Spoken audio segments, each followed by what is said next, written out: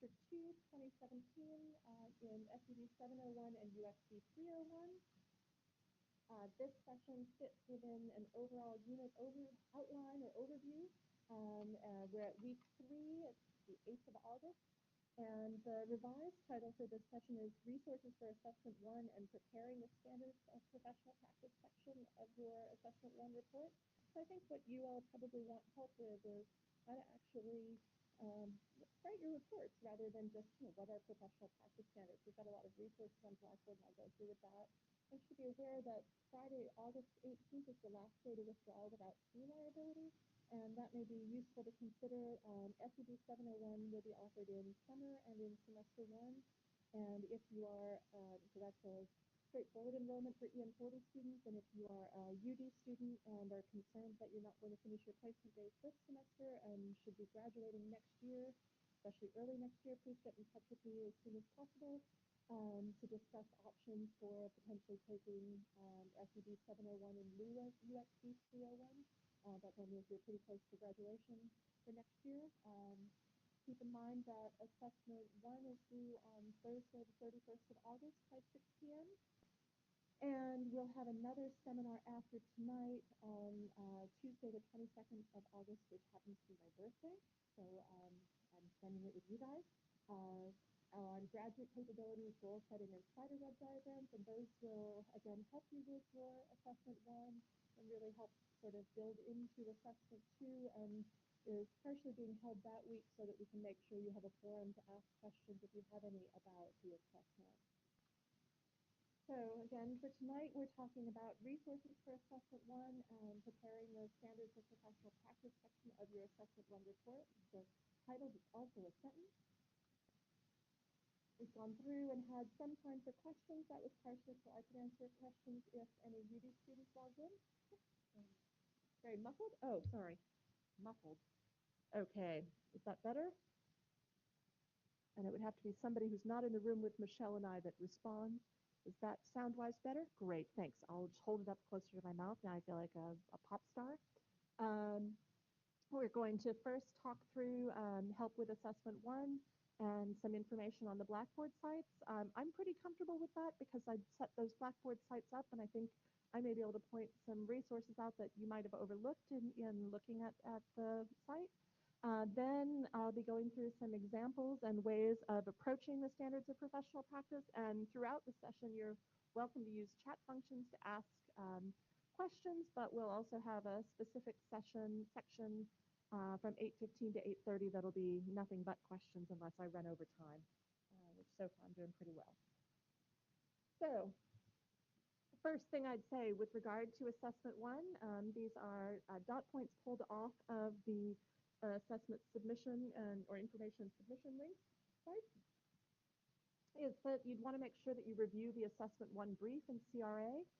That has a lot of information as to what you're being asked to do and how you're going to be assessed. Then I'd suggest that you review the style guide and template, and that is a screenshot of that's just here. And the reason I think that's pretty useful is that actually has a fully formatted document embedded in it that will help you with setting up your table of contents, with your headings, with figure captions, with setting up tables, all of those sorts of things. But it also has additional information about how the assessment is structured and clarifications on things like word counts and what's included. So I'd make sure that you use that one starting early rather than later. And we've gone ahead now and embedded that back into some of the first year units, and they're finding it pretty helpful as well. Then I'll walk you through tonight resources for assessments, and then these webinars will also be helpful to look back at, whether you decide to listen to them again or just read the chat to see if there's any clarifications to questions you might have already had. And then finally, before we go into the mainstay of the resources, there's an Excel workbook that's on the Assessment Information and Submission Links page that goes through all of the elements that are contained within the brief, the CRA, and the SUD 701 style guide and template, and has one tab that goes through and indexes them by content, and then a second one that goes through by format. And if you go through this and check to see that you've done all of these things, in theory, you should do pretty well. And I'd say especially for the students in urban development and civil, if you had a question or a concern about your results and you'd gone through this before you came in to talk with myself or Dariju, that's going to make the discussion go really smoothly because you can tell us where and how you've actually accomplished these things. I'm not saying that you need to go through and index your report now, but I would use this as sort of a punch list to make sure that you've done everything that you need to do for your assessment. With those assessment links, so we've got something that's going off the bottom. That's all right. We'll just read that through. You need to make sure that you're uploading your assessment on time, which is, again, by that 31st August at 6 p.m. deadline. University policy is that there are no late exceptions without an approved extension. See the unit Blackboard sites for information on extensions. If you do receive an extension, you need to put a copy of this. Your report should be a single PDF format file, and there are resources on the Blackboard site in Resources for Assessment on how to create PDF files and how to combine multiple documents into a single PDF file if you're not sure how to do that. And it must include a completed copy of the cover sheet, which is the first sheet of the template. And there's an added incentive to use the template. I know that these ones that are on the bottom here are actually on the next page, so we'll just flip to that. You need to make sure for that first assessment that you've also got your in-place confirmation emails and work logs in progress set up and submit those as PDF format files by that same deadline as for assessment 1 to avoid delays in the results release. If you haven't done so yet, please register your placements via in-place. If you have trouble with that, I need you to contact the Seth Will team. And if you have multiple placements, again, combining those into a single PDF file before uploading them. The sooner you upload those, the sooner your unit coordinators can go through and check those to make sure they're complete. And this will be especially important if you're graduating this semester so that we can make sure we've got that all cleared out well in advance of when your name needs to go on a list. And if you've completed all of your placement days by the assessment 1 due date, you can go ahead and upload your final work log via both the in-progress and final links. Yeah, I think that's about it with this. Oh, if you can't find the work log placement and placement plan form attached to the in-place emails, you can download it from your Unit Blackboard site on that assessment information submission link page. And if you do find while you're listening to this session that you notice a broken link, if you could just post that as a comment in the chat and one of the staff will note it and I'll fix them later on, maybe during the question session at the end. So going into the resources for assessment, these are indexed this semester by the criteria referenced assessment element that they correspond to. This is hoping that it helps you guys to realize how your assessment is actually reviewed and to understand what specific results or specific resources will help you to achieve the results that you're aiming for. So there is an example that we've considered to be relatively good of a star L, and these are not active links. The links are all on Blackboard. Otherwise, somebody'd find one of these are broken and they'd have to fix it. There are a number of different resources from different agencies. There are resources from QUT Careers and Employment, and there are things like documents from Microsoft Office on how to create an organization chart using standard tools.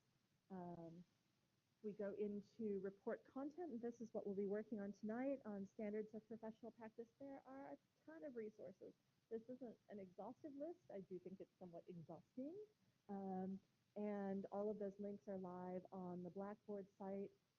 They are available for a range of professions, but I would say that links that are coming from Engineers Australia would be just as useful for someone who's studying planning or construction management or quantity surveying or property economics, or even if you were studying science, because engineers, they like to write up policies in really clear, concise language.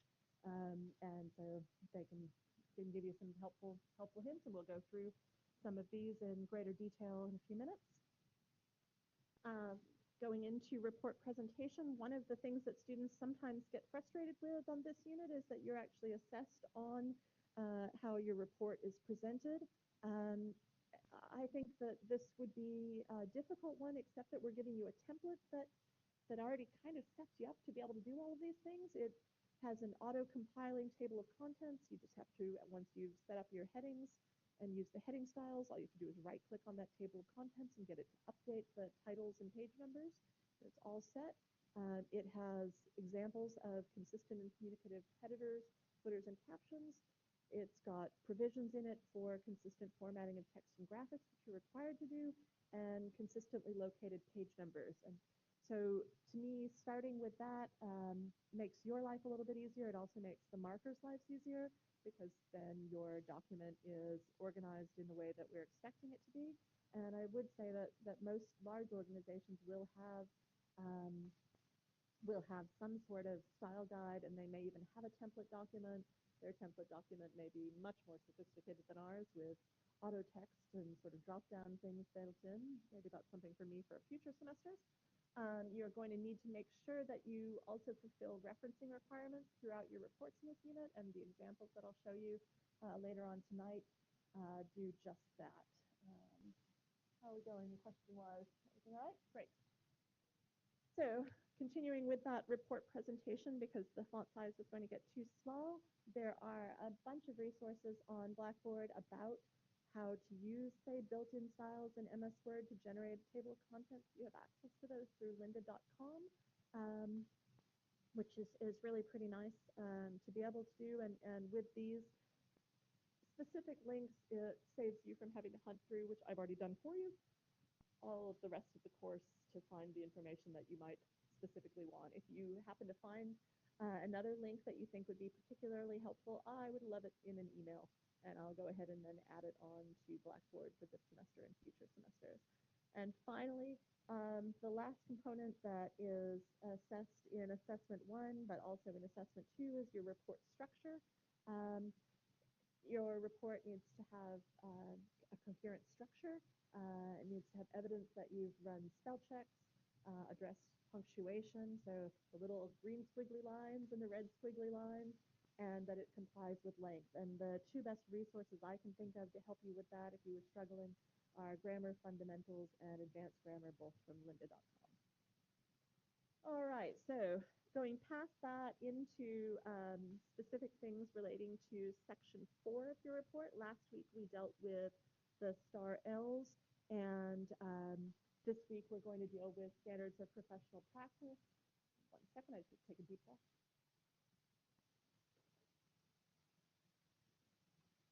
Okay, good. I'm a little bit ahead of time. My agenda's on the other side of the room. I want to know for next time where I am. So we're at 7:25 when I thought I'd be there at 7:35. Totally good. I'm happy with things going faster.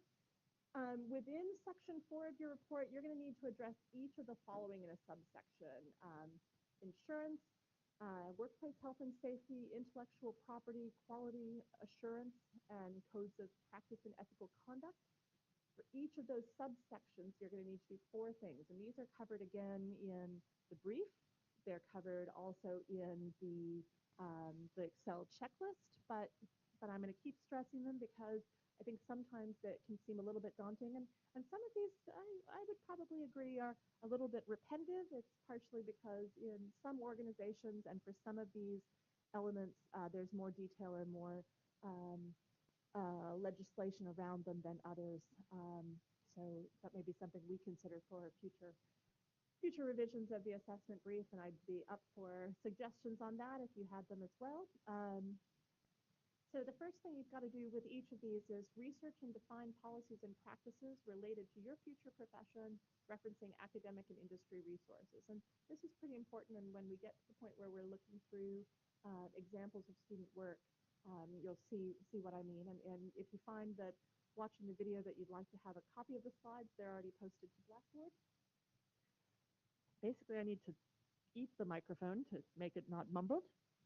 Then you want to identify and briefly describe external guidelines, legislative or certification requirements, or standards stipulated by your relevant professional institutes, which to me, again, I'd say if you're in urban development, the engineering standards are also relevant and might be deferred to in some situations when there isn't a standard. for an urban development profession. Then you also need to identify formal policies and practices within the organization where you're undertaking your will, highlighting key objectives. And in this case, it may require that you go back and have a conversation with someone who's still working within that group if you don't work there anymore. But if you're having trouble with that, if you could please let your will coordinator know as early as possible. There also have been some questions around confidentiality. If you have questions about that, if you want to post them in this session, in the chat, or in the next session in week 5, we're happy to be able to answer those. And part of the reason the chat works really well is then you have an answer in writing and some record of it rather than just, oh, I spoke to someone and I think this is what they said. So you have us by the hair in that case. Then finally, you want to reflect on ways in which the organization could improve their practices to better align with relevant policies and practices as described above. And this one is one that I have seen students struggle with a bit in previous semesters because they think that perhaps in making suggestions that they're throwing shade on their employer, and that's certainly not the case. I'll go through and talk with you about some things that I would think could be improved at QT relative to the roles that I have with regard to workplace health and safety when we move into that one first in a minute. Predominantly with all of these, you need to get started early. I'd suggest you undertake research, basically maintaining some notes that I've said, similar to the ones that I've got on these next slides, then transform your notes into coherent paragraphs, and you'll see some models of that with the previous student work. And then I would go back and review the requirements in the assessment brief, as we'll do with the student work, to make sure that you've actually done all of these 4 aspects that you need to do. So first off, this is a bit of a challenge for me because, or for any academic running this unit, because you guys do so very many different things. So what I decided to do is to pretend that I'm taking this unit as an academic at QUT, and I'm going to focus specifically on workplace health and safety because that one I think is an accessible one to any of you who spend time on campus, which is I believe all of you. So first off, I'm supposed to research and define policies and practices related to my future profession. Well, I'm already in it, and I'm supposed to reference academic and industry resources. Well, with an agency as big as the one I work in, what I'd do first is I'd look at something like a MOP or a code of practice that there might be for your firm. Might have been something that you got in induction, especially if you work in a large space. For a smaller space, this might be a little bit more difficult and may merit having a conversation either with your placement host organization or with your will coordinator. But for QT, the things that I'm going to focus on are things on specifically around protecting health, safety, and environment of workers, students, and others on campus. And if I look through this, I infer that it's not just when you're doing something formal on campus. It's also when you're just on campus. What I would do after I'd looked through those policies and practices and started pulling out definitions, because they're, especially in an organization this big, there'll be really formal definitions for terms. They could use them in lawsuits. But in a smaller group, that might be a little bit more difficult. We'll talk about that in a few minutes. Then I'd look to industry resources, especially with, say, workplace health and safety, generally looking, say, at Work Cover Queensland, because they're going to have rather detailed resources. And there are, if you don't have this sort of information for your work, I would suggest adopting some of the resources from Work Cover Queensland that specifically relate to young workers and what sorts of activities need to go on with having people that would fall in the young category that you generally would be considered in at this point. So when I think about where I would go on a next step from researching and defining the policies, I'm, like I said, going to look at students' formal and informal time on campus. So I needed some academic resources, and I thought, surely somebody else has thought about this before. So I found with a quick Google Scholar search and one article on things around safety issues on campus, and this is especially timely given that there was just a large, I guess, national report on sexual assaults on university campuses. So this would be timely. We didn't have a higher rate than anybody else. Um, Timely for looking at workplace health and safety policies to pull an article like this and see how that's gone. And then I also pulled one on activities within laboratories. So I've got two things that are both dealing with safety and workplace health and safety. For me, when I look at this in thinking about health, safety, and environment, for for my role relative to my work with students, these articles might help, and that would be constituting academic references.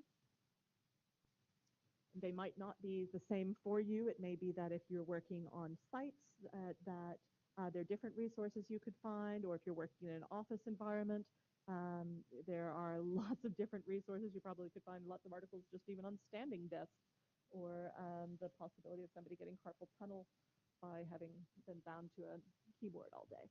So we want to go through and identify and briefly describe external guidelines. So these aren't things that are inside the agency. These are things that are outside of the agency or host organization within which you've been working or placed.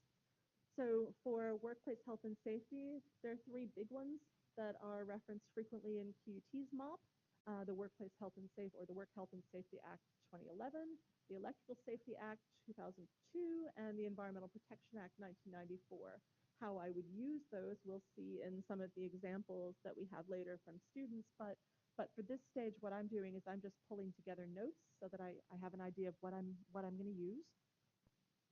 Then what I need to do is identify formal policies and practices within the organization, again, highlighting key objectives. So I've gone through and already started to do that. I'm fine with urban development students, and I would say this probably also for civil engineering, because I work with those guys a bit as well.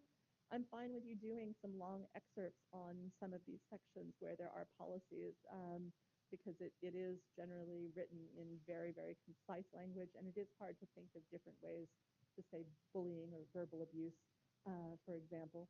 So that's fine, but we've got some things that go through and say, and this is where we're starting to get to the point that we might make suggestions, that our MOP requires students and staff to undertake training, and we generally do that. In order for you all to work in laboratories, you have to do things. In order to go on sites, you do, and certainly staff has to undertake analyses of workplace health and safety aspects of planned projects when you're working on a thesis, especially if it involves field work, you'd have to do this, and to address, eliminate, or otherwise minimize risks. And this is where I think there's a real opportunity to think about ways to improve things, which is, and also there's another portion of the MOP, but we'll skip over that one. Again, it goes into more things on making recommendations on how to improve these things. So again, we're going to focus on that in the next one.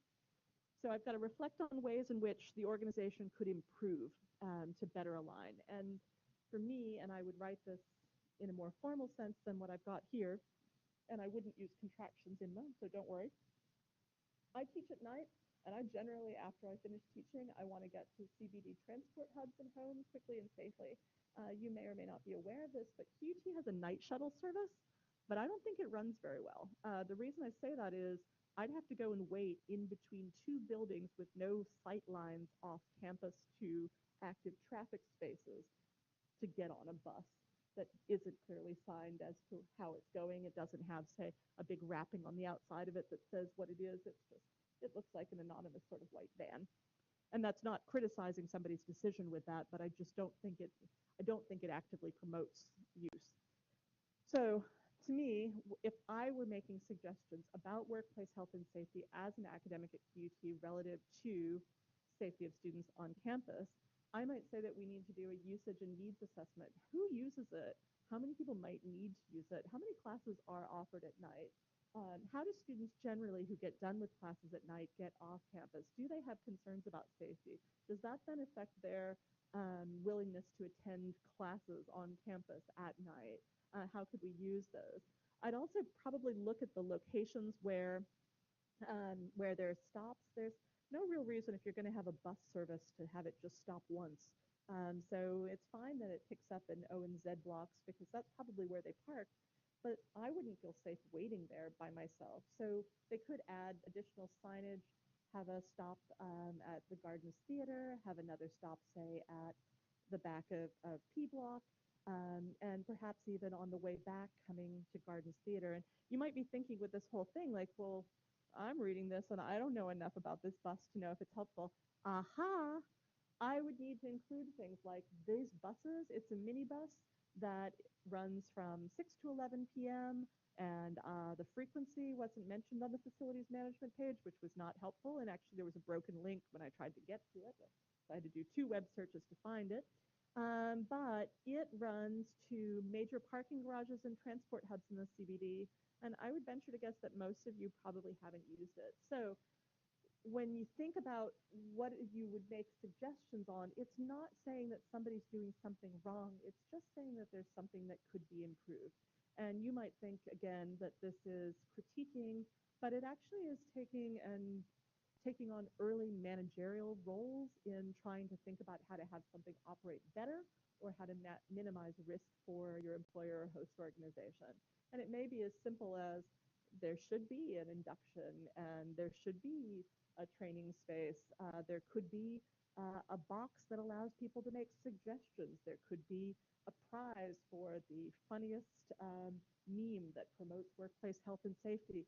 I hope that I don't just read that list on every one of your reports, but really it's using the creative brains that you guys have to think relative to some pretty serious standards of professional practice as to how things could be improved organizationally.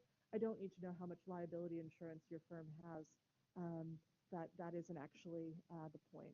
We're still going okay question-wise, sound-wise? All right, great. So we get into reviewing student reports. Man, I'm going faster than I thought I would. I'm going to slow way down. We go into student reports. I'm going to go through these for a few different ones of the standards, and we'll start with intellectual property. This individual, in my opinion, has done a pretty good job of defining what IP is. I also really appreciate that they've got an acronym and that they've spelled out that acronym so that they're not just assuming that someone will know what it is they're referring to by just throwing in an acronym. Another nice thing that they do is after they've introduced that acronym, they continue to use it, although here they've thrown it back to intellectual property, which kind of defeats the purpose of having an acronym introduced, in my opinion. But they have referenced Marsh 2017, which is, I believe, an academic resource. It's definitely on our Blackboard site. And in that case, if I were thinking intellectual property-wise relative to engineering, I would say that your schematics on a large project are likely intellectual property. You can't take those with you when you leave. If you were doing an IT project, the database designs for systems that you'd set up would not be things that you can take with you when you leave. And I would bet that your employment contract when you start, especially if it was a paid position, would specify that you don't have the right to take those things with you when you leave, that they're property of the company. There also are other things like, say, images, and this would be for planning students or property students, images or industry trade secrets that would be within a firm, or strategies as to how they manage things. I would imagine most large construction management firms would have very specific in-house and heavily guarded practices around how they bid on projects, and possibly even building off of, say, I think it's Rider's Guide that goes through and gives estimations on pricing. And this, again, for QS students would be very specific. If you'd like to share some things on the chat as to how you think IP is used in your field, the academic staff that are on Blackboard would be able to help you clarify that. Is anybody contributing on those, Michelle? Not yet? Come on, guys. It couldn't be that my voice is that entrancing that you're not able to type while you listen to me. I know it's difficult, really it is, but you know, come on. You gotta help me out here. So then the next paragraph, they go into legislative guidelines and they specify what it is that they're going to describe. So they say we're going to talk about things within Australia. And that's helpful because that bounds the expectations of the reader rather than thinking you're going to talk about everything to deal with IP internationally. They then go through and specifically reference in appropriate format the acts and policies that govern this. And you'll notice this last one is actually coming from their specific firm. You shouldn't, when you reference your firm's policies, if it was, say, a policy from Hutchinson's or from Lend-Lease or from any AECOM, any number of different firms, you shouldn't put my company. But in this case, we've blacked out by putting my company, the name of the firm. Then they go through and say what it is that these companies do. Now, this is a lucky one because they've just given you, or we've just given you, basically a list of acts that do govern IP in Australia. Please don't directly plagiarize this paragraph, but you might pull some of the information from it. And a number of these resources are on Blackboard. Then they go into, relative to their specific industry, why it's important and what it is that they do. And again, this is why someone would be concerned about IP. Going into the rest of theirs, they then go through and say, addressing again with my company, so the company they worked for and why they go through and do these things and how it's specifically referenced in policies within their organization. And then the last part is the part that I think they fall apart on. They then say that they're supposed to reflect on ways in which the organization could improve. And what they get into is saying that there are important things that have to coincide with standards. And by knowing about those standards, that they were able to be better and correct behavioral policies and procedures, and that they would be better by making sure that they did those things. And that's really not, I'm not impressed. That's where this probably falls apart. And it's kind of sad because they did a really great job on the first three parts. So what I would think you might do in this fourth part, if you were writing about IP, might be something along the lines of, there should be a non-technical induction specifically relating to the IP policies within my office so that I would know how to protect the activities of the firm, but also to make sure that I maintain ethical standards. Great. But it might be that in pulling in something, say, for academic standards and with this section as well, that you could touch on some things that are emerging issues within IP for firms, like what happens if you accidentally or intentionally disclose something on social media? I think there was just an article yesterday in either The Guardian or on the ABC about someone from the government disclosing information online or liking something on Facebook. Do you remember, Michelle?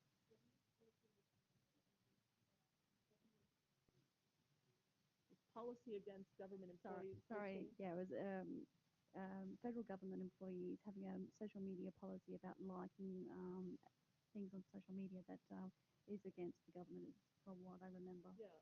But the same thing would come into play about, say, information that you might share that might be confidential information that you might share because you just thought that you weren't sharing anything that everybody you worked with or that you were familiar with would already know. So I'm confident that there are lots of journal articles online about the challenges of social media within the workplace and its impacts for IP maintenance. So that would be, to me, a really nice, straightforward challenge to introduce in that first paragraph, to say there's some things that are traditional concerns and then there's some things that are emerging concerns. If you want to share again on the chat what other ideas you might have with regard to IP and how it's maintained within firms and how it could be improved, you're welcome to. And again, the other academic staff will comment back on that. We go next to quality assurance. So the students gone through and they've said what quality assurance is, but they really haven't defined terms at all. That's probably a comparatively weak first paragraph. This isn't from the same report. They also aren't referencing any academic resources. And I would say that it's likely that you could put something in there about why quality assurance is important and what impact perceptions, say, within industry of a firm's output might have on the long-term market prospects for that firm, and emphasizing why QA would be important also for, um, say, situations where something has to be very precise, how that might be managed, and again, defining out terms. The next paragraph, I think they do reasonably well with referencing the ISO, although International Standards Organization should likely be capitalized, but they've then used the ISO standards further throughout. Great, so that handles those. It may also be that there are standards within the standards of professional practice and ethics for the different fields that you all would be working in. Sometimes you'd expect these resources to all be split out, but often in professional practice, those are all lumped into one large document. I know Engineers Australia's documents on this are particularly voluminous. The third section they go into are formal policies. They here get into kind of an interesting quandary, saying, and I'm just going to go ahead and read it out so that I stay on track. Size of my company's business, they haven't certified themselves for QA. However, QA standards that govern are universal and anyone can apply.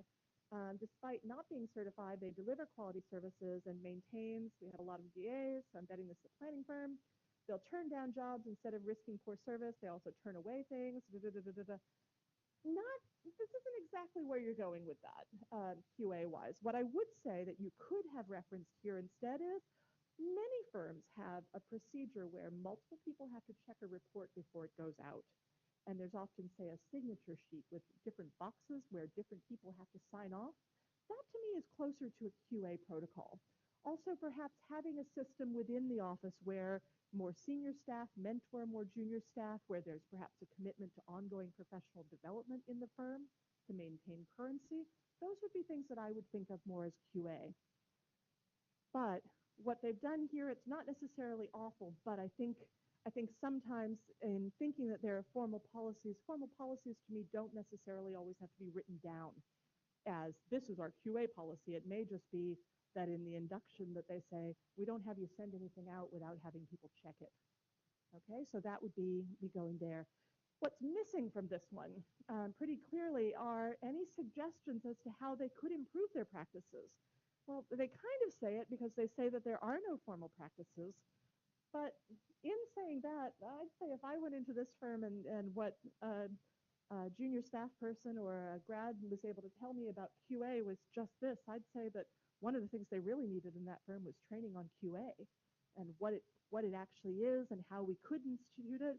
If they didn't have a process wherein things were checked by one or more other staff to make sure for compliance, I would say that might be useful. I know I have recently heard from staff at a firm called Walter Consulting. It's a big planning firm in Brisbane, that they've gone through and looked at all of their previous DA reports to see what similarities there are and what elements they like about their own DA reports. They pulled down reports from PD Online, put in by other large firms to see what they liked about those firms, to then go through and refine their template document so that they could simplify the process and ensure consistency across their firm. And to me, that's the sort of thing that you might be doing as an improvement. Now, you might not come up with something that oh my gosh, this is what we could do, but you might have a small suggestion as to what it is that they would do. Perhaps it would be as simple as, I'm going to make a checklist out of the things that we said that we would do for the client, and before we send the report out, we'd go through and check to make sure we'd done all those things, kind of like your assessments in this unit. So if you have other suggestions on how a firm might improve QA, again, if you want to share those on the chat. We having any activity on chatting? I can't see it. It's all right. Okay, great. Go ahead and keep going. Moving on to codes of practice and ethical conduct. First thing I notice is they haven't actually defined any policies. They've just said that it is a crucial policy and really that it's important.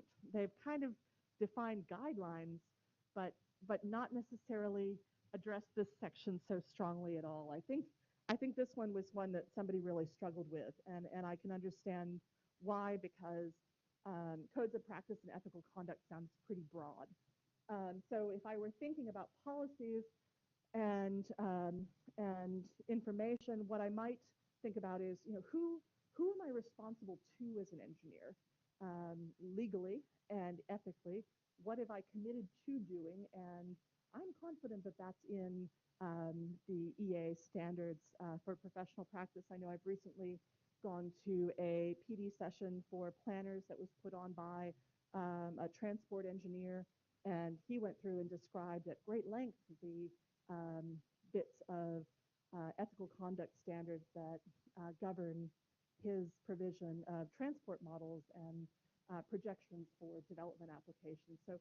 So I'm loath to believe that this is probably the best shot that somebody could get with that. So what I would do is I would look extensively at your industry's descriptions and think about how this one might be represented. They do go through and briefly describe external guidelines. Again, here they're highlighting Planning Institute of Australia. If it is that you were a planner and thinking, oh man, I'm not going to find anything on this one because this guy didn't, expand to other professions. So you can then reference, this is what the Planning Institute of Australia says. However, if we look more broadly at other built environment professionals, we find a bit more detail that helps to flesh out some of the information here. What they again do with this one is they fail to reflect on the ways in which they can improve their behavior at all. One of the things that perhaps if I were thinking about being in an organization like this, it might be that you'd suggest possibly lunchtime seminars where emerging controversial issues might be brought up for the group to discuss and to try and figure out ways to address. Sometimes those might be things about, say, hiring preferences. It could be that it's on things about representing diversity in opinions on, say, a development application. I have an easier time with thinking about examples for this one with urban development. So I'm hoping that the engineering academics who are online could help with thinking about this. But certainly, I would say for civil engineers, that requirement to be legally responsible for the integrity of infrastructure provided and public safety along those lines would be useful. And again, if I were to suggest a fallback on any one of these, if I wasn't sure what to do, always, when in doubt, suggest professional development. That seems to happen in most organizations when they're not sure what to do to throw at a problem initially, even just to think about, how could we address this? How are we going question-wise? Still good? Okay. All right. That gets us through content and way faster than I thought it would. I thought that was going to take a much longer time. So with that, I'm happy to answer any questions. I'm going to sit down in front of a computer where I can type as well and field questions. But if there's something big that you'd want me to address that you think would be more than just a few lines typed, I'm happy to stay online with a microphone for that.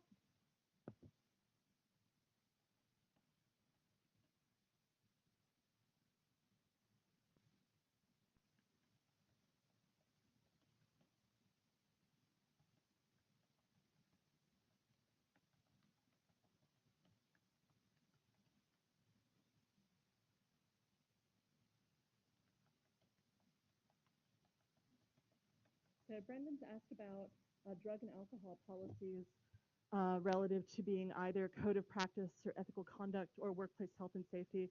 I think both. I definitely think for workplace health and safety, that's relatively straightforward, especially if you're operating any sort of machinery or it's something that your firm would have liability around your performance. But I also think that it could very well be in codes of professional practice and ethical conduct as far as how one would behave and responsibilities that you'd have, not just to not damage employers' equipment, and those things, but also to make sure that you weren't causing difficulties for the output and say long-term designs that say an engineering firm might do. What I would say is for both of those situations, you could, again, in suggesting improvements, talk about the possibility of modifications to workplace culture. Jeff, you've asked a question about multiple half days, and I'm going to ask our SEB 701, UXB 301 team to answer that one on half days and full days. I certainly, now being in my mid-40s, have some friends who have had um, drug tests come back in the States where they maybe had a fun weekend and then were driving a company vehicle the next week, and that can be a real problem. But part of that may also be an understanding of liability and of why policies are applied. John, the slides are already available on Blackboard. They're in the unit map week 3 for both UXB 301 and SEB 701. This is much nicer for me than typing. I'm a really bad typist. I type with one finger. So if you want to ask any questions, I didn't vote for Trump. What else?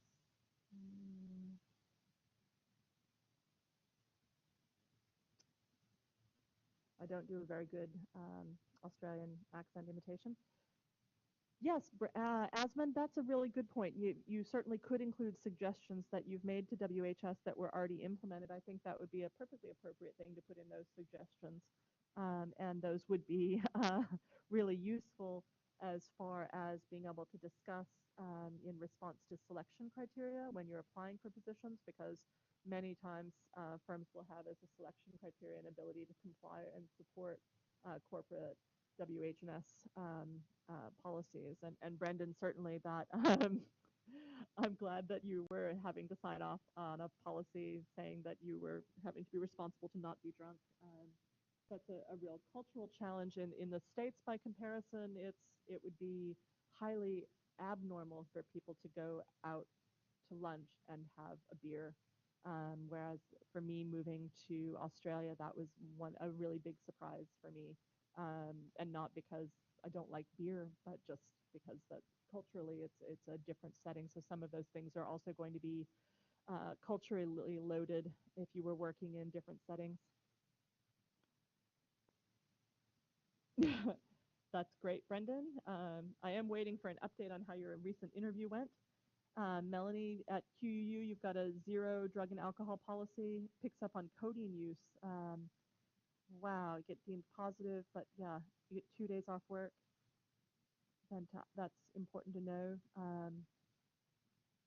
Do you think that Melanie, that most people are aware of that? Because, for example, sometimes, I mean, I've just had the flu pretty badly, and some flu medication has codeine in it. I know when I was in high school, I had codeine cough syrup.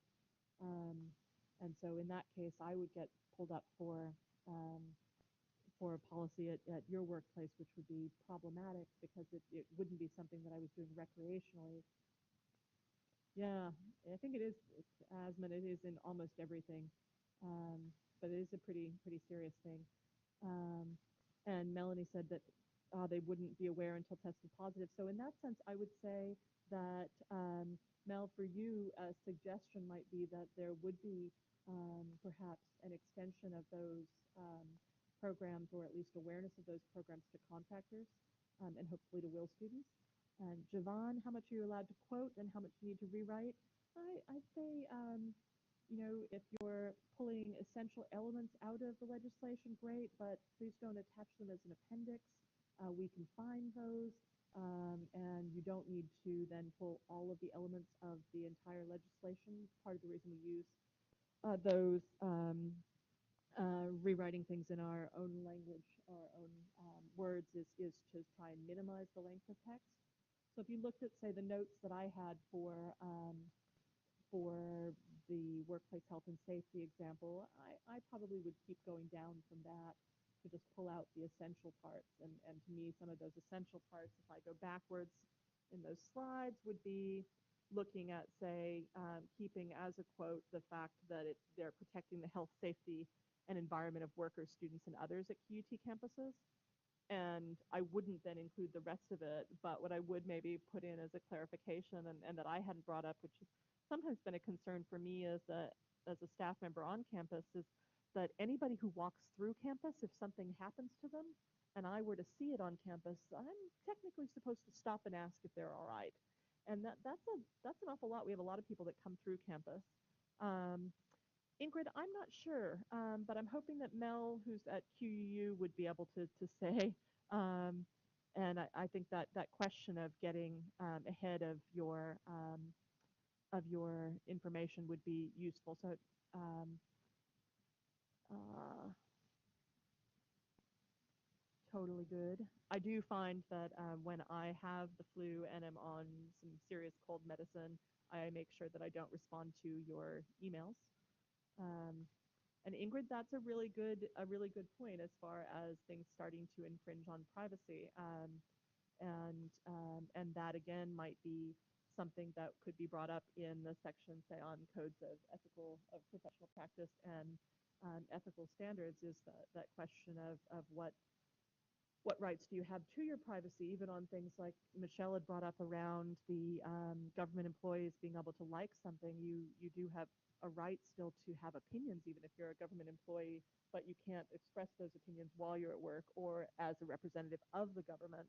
But sometimes people then extend that on to, well, wait a minute, outside of work you said this, outside of work you did this, and it was about something that you knew about from work or you worked on.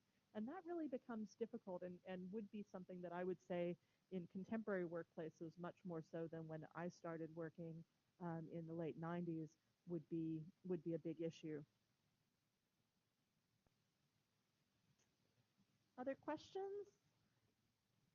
Oh, I'm sorry, Brendan, that you didn't get it. Better luck next time. It'll work out all right. So Jax asked, under subheadings, need to write these things in legislation manuals, only choose the relevant parts. I would say a generalization of the purpose of the documents and then pick the relevant parts. Yep, totally fine.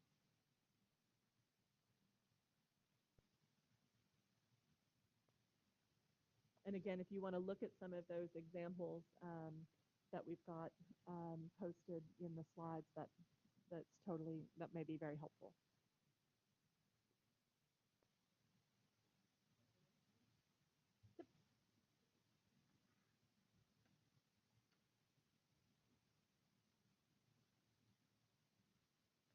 Jack, how do you decide the most relevant parts? What we're really trying to get you guys to do with these standards, and I'm hoping that that INMA might be able to pipe in on this as well, is to demonstrate an ability to understand what the standards are, what the major legislation is, and how you would reflexively apply those in a workplace environment. It's not an exam on can you describe the full content of everything in those bits of policy. It's really to demonstrate that you are roughly familiar with them, and if you were asked to sort out things, you'd need to. So Mel, I'm not sure, you've asked a question about outside of the planned dates of placement, can you go, weren't able to complete the prescribed days within the initial framework. I think with that, you'd want to get in touch with the Seth Will team to update the records to show when your placement completed. Especially if it was an unpaid placement, which yours is I know, a bit tricky because you work there, but the placement portion is unpaid, um, just so that there's some records. But if you've already completed your placement, the end date would be relatively easy to document.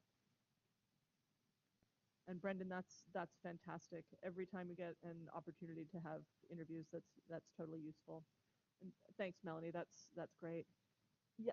So Asmund, within which topic are you asking about mental health being an emerging issue? Um, I think in the codes of professional practice and ethical behavior, certainly. Workplace health and safety, certainly. And it's a hard one because that's you've got both the questions around neural diversity and and the reality that different people have very different communication styles and the possible implications that could have for someone feeling comfortable or safe within a workplace environment.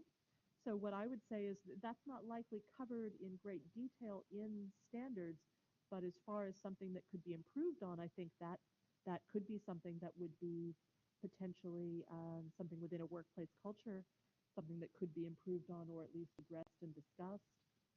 Um, I know in the negotiation unit that I coordinate last night, we were having a conversation around um, how um, how to appropriately or kindly let somebody know that you disagree with them.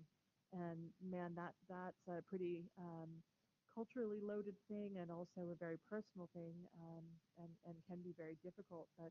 But given that we have to work with, we all have to work with very diverse teams, and there's so many different things that people can contribute to those teams, that it would be really important to think about differences in mental health, whether it's a chronic issue or just something in an isolated sense that somebody's having a hard time.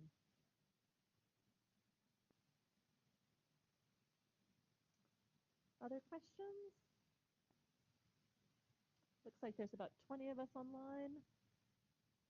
And with the recordings of these sessions, there are recordings of what has been shown on screens and what has been recorded in an audio capacity, but also a transcript of the chat that allows you to watch the video and see what people were chatting about at the time. Although with these, often the questions you guys are asking aren't necessarily related to the content on that specific slide. Um, that can be helpful for later.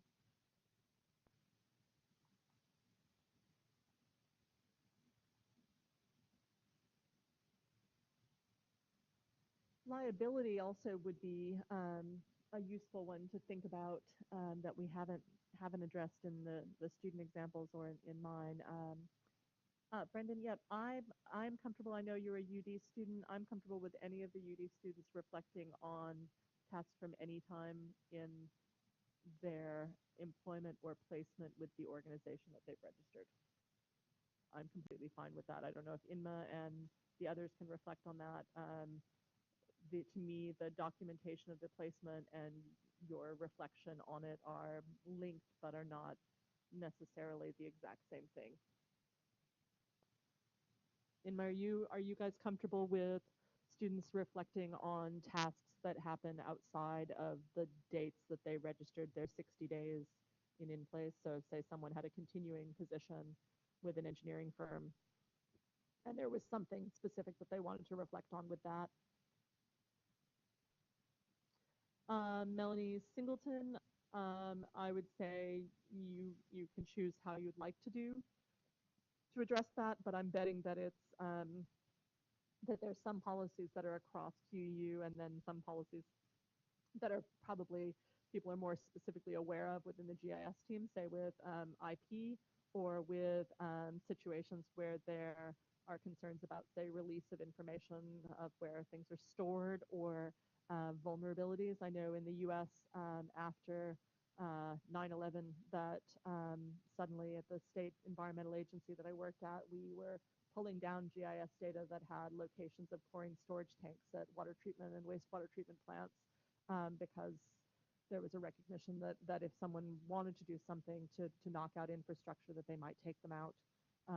And so that data was protected. There also sometimes is others, specifically data on performance of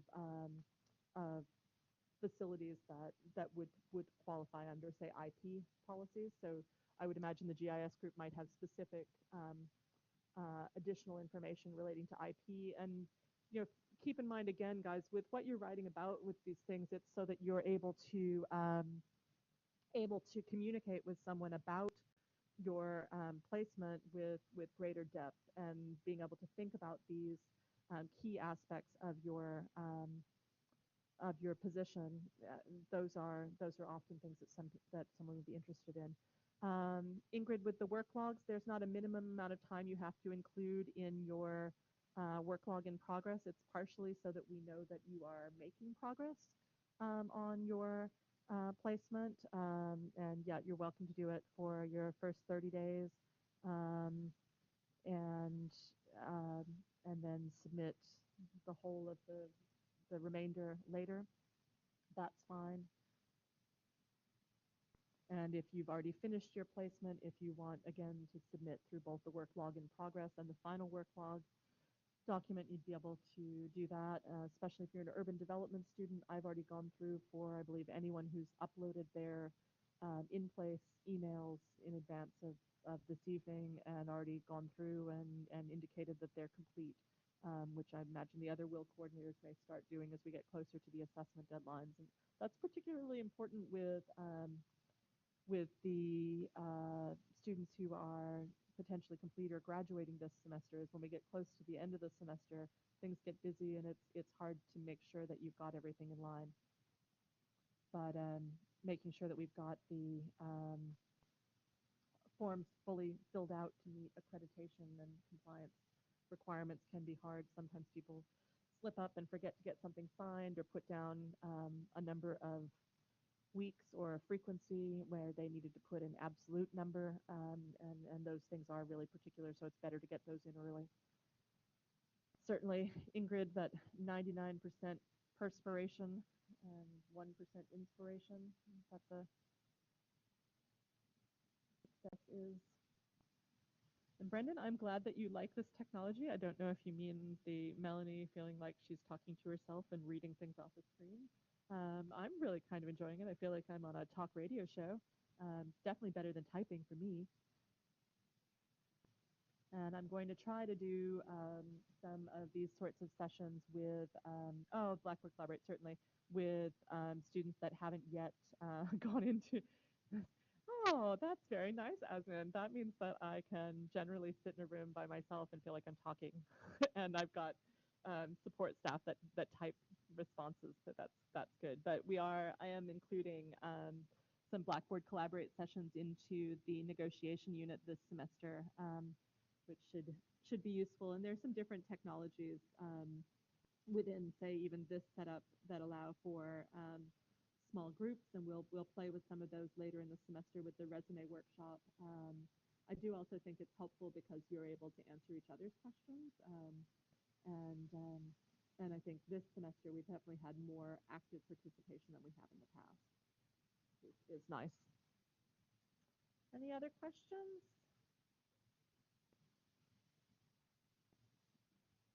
It would be helpful, Asmin, Brendan, and Ingrid, with the thumbs up, to include that you appreciate this sort of technology and use of technology in the mid-semester and end of semester surveys.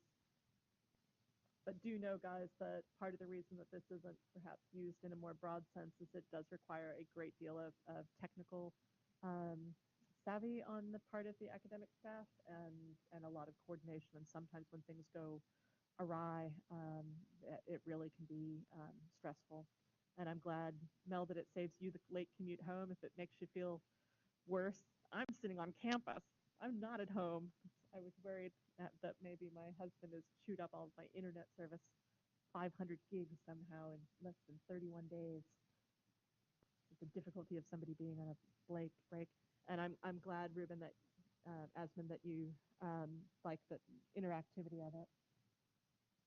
How are you guys finding navigation of the resources on the Blackboard site? I've put some serious time in this semester to reorganizing the UXB 301 and SUB 701 Blackboard sites. They used to have more separate pages, and I've tried to simplify that down and get it more into a sort of standardized paragraphs and hierarchically organized, and some navigation tools to hopefully make that a little bit easier. If there's anything that you would like to see in sessions that we cover, would be useful. And thanks. That's really nice, Ingrid. It is hard. I don't know if you noticed. I think I emailed you all the slides at about 2:40 this morning. So that is one of the other difficulties sometimes of getting those slides out early, is that sometimes we like to sleep. But I get home often from teaching on a Monday night and feel like I can still keep going. And kind of like you guys, that sort of inspiration and aspiration and wanting to have those things in early. But I do really appreciate it, and we the whole teaching team's put a lot to trying to make the unit more accessible and more functional. So it would be a big help for us to hear back from you about what things you liked and how that worked. So that session we have next week is, or not next week, in week 5 is on, back up to that, is on graduate capabilities and goal setting and spiderweb diagrams. And that will be with Donna Thistlethwaite coming back in with us on that one. And we'll be talking about generic skills and um, and how those play into workplaces and what sorts of things you might do to demonstrate those, which some of those things are going to seem a little premature because they're things that you would draw on heavily in assessment 2, but it's reinforcement of the same STAR L models and gives you guys an opportunity to ask questions. Zuudi on logbook for non-engineering work experience, working hour in a day to be full time. So a full day is considered to be 7.5 hours. There may be days that you have fewer than 7.5 hours. And you, especially for the non-engineering placements, I think I'm going to defer to Inma and my engineering colleagues to respond about what level of detail they want on non-engineering placements. I don't imagine that they need intense detail, but they might want more of a focus on generic skills or gradual skill development. John, the end you have on your placement is the 21st of September. You work on the same. Is this a paid or an unpaid placement? We'll start with that. So if it's okay, so an unpaid placement, in which case you probably still want to have access to the university's insurance, or are you studying engineering or urban development? Engineering. Okay, so will you have already completed your 60 days on your engineering placement?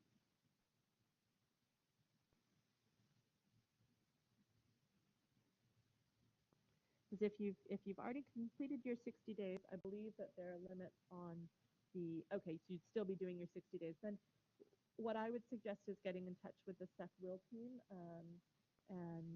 yep, and amend the end date. And I would put that through sooner rather than later so that it just goes in. But if you're not sure what that end date is yet, it's okay to sort that out. Put it at the end of the semester.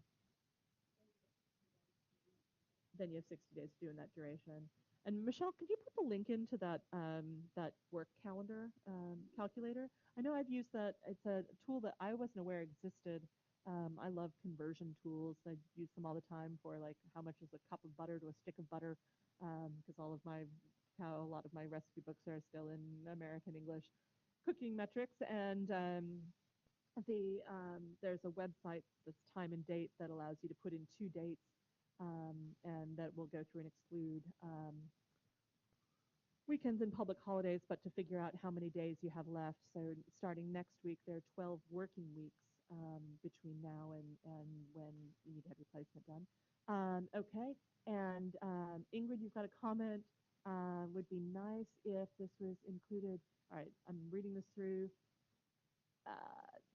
Ingrid, assessment top is great as it sets out 3 docs required for A1 and 4 docs required for if this was included as a tab in the checklist with basic columns, document, description, submission method. Yeah, that's an interesting one. Ingrid, what I'm going to suggest is, because just so that I'm absolutely clear on what you're suggesting, could you take and download a copy of that spreadsheet or both of those spreadsheets and put in a tab that you think would be helpful and try it out for yourself? And if you email that through to me, I'll be happy to use it for next semester, especially if I get it from you, though, for assessment 1. I could distribute it or update the one that's there. I'm just not absolutely sure what you mean, and I think it might be more straightforward if you actually just put that tab in and demonstrated that one. That's fantastic. Great. If you email that through to me, I'll happily post an updated one and give you credit for it. Just so you guys know, last semester there was a student in the unit, Jordan. I'll keep his surname, starts with a V, to myself so that he's some privacy, who I ended up hiring to help with some Excel macros and programming in VB because there were some things that we realized in a marking spreadsheet for one of my units that could benefit from that. And the reason that I knew that he actually had that skill was that he was on a graduate capabilities webinar and mentioned being able to code and questioned whether that was a generic skill or whether that was a technical skill. And to me, that's actually two separate things. One of the um, staff that I work with here on campus who's sitting in the room does a lot with coding, and I think would agree that those are both a linguistic skill and actually very much a technical skill, especially in the sense of how we might document code so that someone else would be able to read through it and those sorts of bits of practice. And I'm truly showing my super geek, aren't I, John? Are you terrified? I also made this dress myself. Thank you. So we're at 8:20. We've got about 10 minutes left. There are 14 of you left. I'm happy to keep answering questions if you have them, but if you don't have any, I'm also happy to sign off and go home. Anybody have any last questions? You're very welcome, Mel et al. And I'm going to forward through to Dariju a question with that I've gotten from a civil engineering student. And I'm happy to talk with you tomorrow, Dariju, about how you might respond to it. Carlos Alvarado, you've sent through an email to me asking about your placement and things on your engineering degree and whether or not the placement's relevant. So that would be helpful with that. And I'm trying to check and see if there's anyone else that has sent through an email one instead. Fantastic. I've had a question from a student um, who is supposed to be graduating this semester, and he's concerned because he might not have his full number of days and wants to know what to do. I think that personally, if you were in a situation where you're potentially complete and you're worried that you might not complete the number of days, you need to schedule an appointment with your will coordinator ASAP, and I would say schedule that appointment by sending an email requesting an appointment and specifically saying why and that it's a priority because you need to make a decision before the end of week 4. I do think there are some considerations to take into account as far as how much later than that 7 November deadline, so that we can then investigate whether, if it's 2 days, if it's possible for you to still meet graduation requirements, and the question as to whether or not you're interested in walking. But all of those things are things that you would want to check with us on. The units will be offered this summer. SCB 701 will be offered this summer, and if you are a UD student and you're in the unit this semester and are worried about timely completion because of not being able to perhaps complete this unit this semester, again, please get in touch with me and similarly with the other coordinators.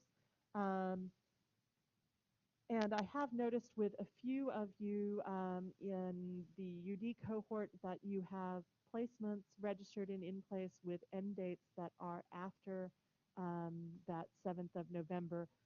I'll be emailing you if I've found your records to fall in that category to find out if you're going to be finished with your placement before that date, and if not, so that we can discuss some plans around how to manage your enrollment for this semester and going forward.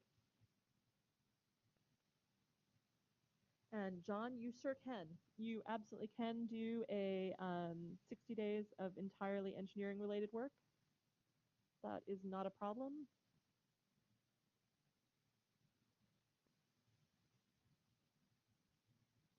Have you already completed? Yeah, and that's exactly, that would be the preference. But the reason that 30 days of non-engineering work is allowed is that sometimes we need to just build up some generic skills in order to get a placement or experience in a more applied context or more relevant, directly relevant to our courses. And that's completely fine. Are you finishing up this semester, John?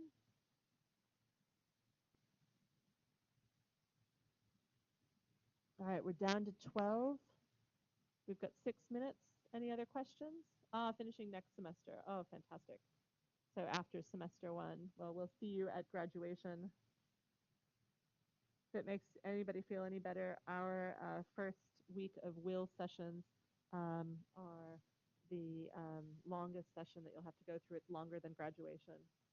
Although graduation, you do have to wear an uncomfortable hat. I find it to be one of the most uncomfortable hats you could possibly ever have to wear all day. And I really appreciate you guys bearing with us through this. I'm hopeful that this session has been useful, and when in the next, well, by tomorrow, we'll have it uploaded. The recording will be uploaded on Blackboard, so you'd have access to that. And there also will be access back by early next week to a closed caption version in case you just think, I don't want to hear her talk at all. I just really want to read what it is that she said. So all these things that I've said, even though I haven't actually been typing them, someone else is having to type them. And right now they're probably thinking, shut up, lady. Yeah.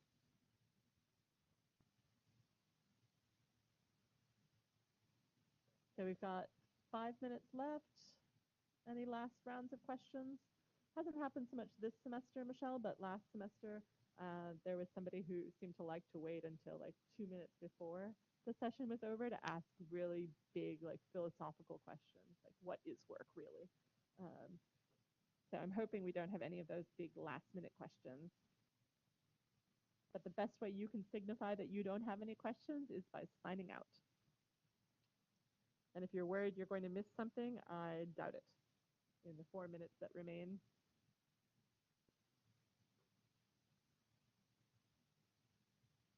Otherwise, I'm just going to start citing, quoting Beatles lyrics. And I really like George Harrison the best, so it may be something you want to miss.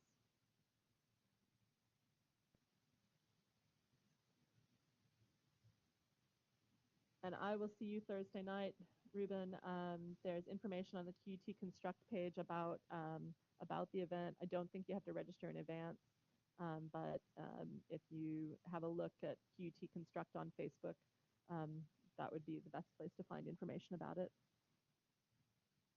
But you can be my happy facilitator on talking with people from construction firms and on thinking about how to best nail down that placement with BCC. The other person you might want to talk to is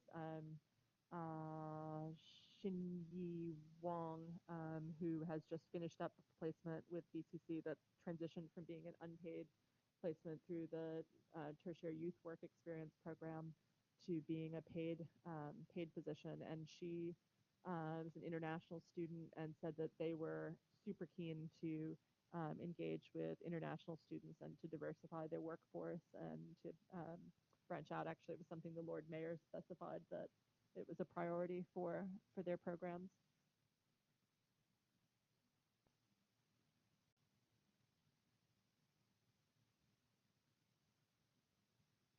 All righty, we've got 9 of us. Good night, Dariju. Good luck with the baby.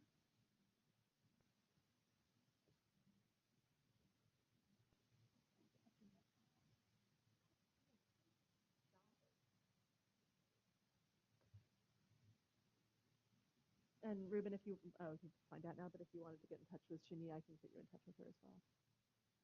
No, I lied. You could actually find out information after you left. Good night, Brendan. All right, then we're 8. Who are the 8? Oh, Peter, do you have any questions? Peter's still signed on. Otherwise, most of the people that are still signed on are staff. And Peter might be doing something else and forgot that he was still logged in. Gone now? No, he's still there. Hello, Peter. Peter, is there anything I can help you with? Not trying to single you out in any other way. I just want to make sure if there's something you need, let me know. Good night, Ting. All right, Peter, you've got 1 minute. Hopefully it's not a philosophical question of what is work.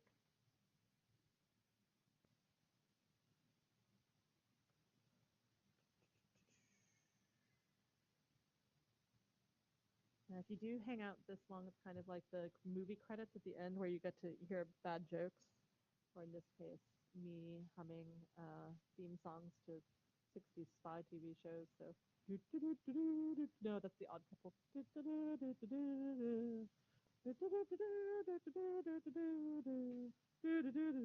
No, it's not, is it? Is it the Odd Couple? Oh, maybe it's Barney Miller. I don't know. It's 8:30. Good night.